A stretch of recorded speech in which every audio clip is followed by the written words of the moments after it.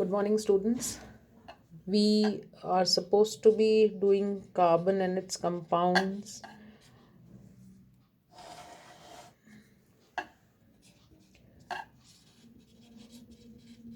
In school, but seeing the importance and the time constraint, you must be knowing that the date sheet has come from the board. So I am making a video and sharing it with you so that when we meet in school, we are starting with revision and doubt classes about this chapter. And in case you have any problem while going through the video, you can always put a message to me and ask your doubts. Okay, so already I have finished with this chapter in class to a certain extent, but I'll be recapitulating the chapter quickly. This chapter is about carbon. Why carbon? Reason is it is a very versatile element. Versatile का मतलब कि वो बहुत ज़्यादा variety of properties को exhibit करता है और इतनी सारी प्रॉपर्टीज़ को एग्जिबिट करने का रीज़न है उसके पास 4 वैलेंसी इलेक्ट्रॉन्स हैं. वैलेंस शेल के अंदर 4 इलेक्ट्रॉन्स हैं जिसकी वजह से वो 4 एलिमेंट्स के साथ शेयर करता है, बॉन्ड बनाता है और सारे बॉन्ड्स उसके बहुत स्टेबल होते हैं. And this become one of the reason for its versatility. Now, we are reading exclusively a chapter on carbon. Carbon is like whatever you think around yourself, be it your clothes, be it the belongings that are there in your room, or be it the bus, the truck, the car, the road, the trees, anything around you is having carbon. So, carbon is present in all forms, living as well as non-living. So we are trying to understand this carbon and its properties. So the chapter is basically divided into 4 heads. First is the bonding of carbon. Okay, carbon is showing covalency. Covalent bond बनाता है carbon. हमने lesson 3 के अंदर metals and non metals में electrovalent या आयनिक bonds भी पढ़े थे. So this is different than that. What are its property, how is it formed? So we are going to see that.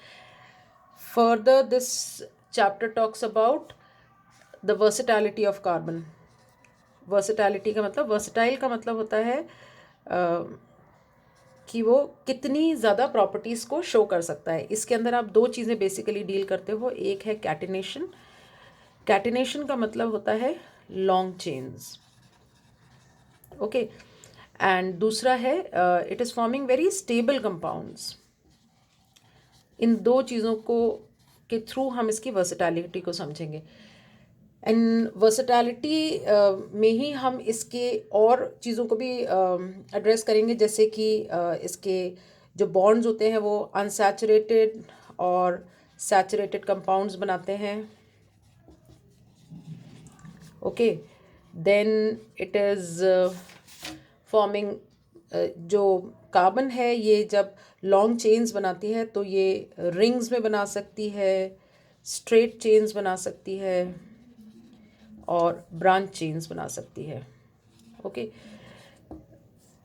To understand is कि carbon जो है उसके पास जो भी सिचुएशन होगी वो उसमें कंपाउंड बनाती है. जैसे पहली बात वो लॉन्ग चेन्स बनाती है, दूसरी बात वो स्टेबल कंपाउंड बनाती है, तीसरी बात कंपाउंड जब बन रहा है तो अनसैचुरेटेड और सैचुरेटेड बनाती है. अनसैचुरेटेड सैचुरेटेड का मतलब वो सिंगल बॉन्ड कंपाउंड बना सकती है, डबल बॉन्ड कंपाउंड बना सकता है कार्बन, और ट्रिपल बॉन्ड कंपाउंड. मतलब कोई भी सिचुएशन होगी वो किसी भी तरह के बॉन्डिंग के साथ अपने कंपाउंड को बना लेगा. फिर उसके बाद अगर उसको स्ट्रेट चेन बना सकता है तो वो बना लेगा. अगर जगह कम है उसको बनाना है तो वो ब्रांच पे चला जाएगा. अगर ये ऑप्शन ये it can also form ring chains. तो किसी भी तरह के कंपाउंड्स को वो फॉर्म कर सकता है. And what is important, they are all stable. That is why it is versatile. Okay, then after this we are also reading in this section only about heteroatoms, जिसको आपकी बुक एड्रेस करती है with the heading will you be my friend.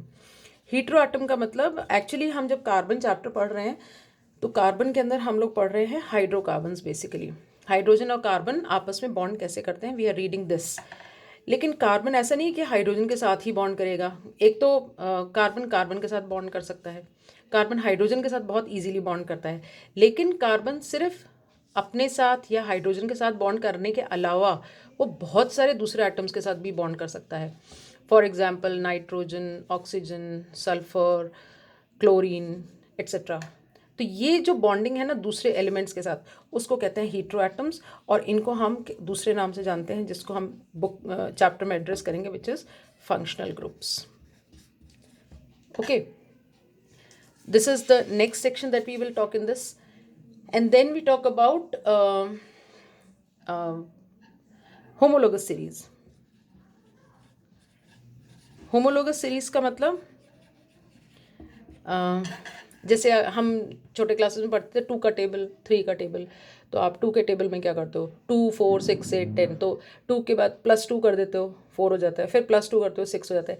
इसी तरह से carbon के अंदर हम होमोलोगस सीरीज़ बना सकते हैं. होमोलोगस सीरीज़ के अंदर जैसे हमने मान लीजिए एक कंपाउंड बना लिया CH4. अभी will be doing this is actually basically synopsis of the chapter. जैसे मान लीजिए हमने एक कंपाउंड बनाया CH4, इसके अंदर हम +CH2 करेंगे.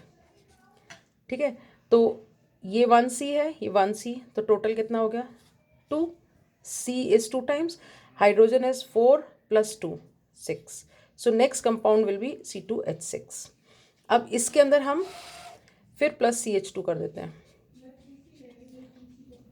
C2 थे, उसमें एक और C जोड़ दिया तो C3 हो गया. H6 थे, उसमें 2 और जोड़ दिया तो ये हो गया H8. So the next compound is C3H8. This is what is called homologous series. So we are reading this, and then after this we are reading about nomenclature. Nomenclature का मतलब होता है, nomenclature का मतलब होता है नेमिंग. जैसे आपका कोई नाम होगा, है ना, मेरा भी कुछ नाम है, तो हम सब लोग कैसे जाने जाते हैं, अपने नाम से जाने जाते हैं. तो nomenclature is naming of this compound. ये कंपाउंड, क्योंकि अभी हमने यहाँ पे देखा था जैसे कि वो कैटिनेशन करता है. कैटिनेशन मतलब लॉन्ग चेन्स बनाता है. तो इतनी लंबी लंबी जो चेन्स हैं या बड़ी बड़ी चेन्स हैं, उनके नाम देने पड़ेंगे ना. कुछ तो नाम देंगे तभी तो हम उस कंपाउंड को पढ़ पाएंगे.